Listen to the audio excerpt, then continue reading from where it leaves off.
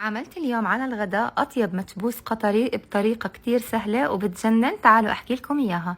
على النار حطيت زيت وحطيت حبتين بصل كبار فرمتهم ناعم، حطيت عليهم البهارات الصحيحة، ورق غار وهيل وينسون النجمة وقرنفل، وقلبتهم شوي مع البصل وحطيت عليهم 4 حبات ثوم مهروس وحبة طماطم مقشرة مفرومة وفلفل أخضر حلو. إذا بتحبوا كمان تضيفوا الفلفل الحار مثل ما بدكم. نزلت عليهم كزبرة وبقدونس مفرومين، أضفت التوابل هيل وفلفل أسود وقرفة وكزبرة وبهارات مشكلة وكركم، وحركتهم مع بعض لمدة 3 دقائق. وبعد هيك نزلت عليهم الدجاج وملحتهم وحركتهم مع بعض، وبدي أغطيهم وأتركهم على النار يستووا.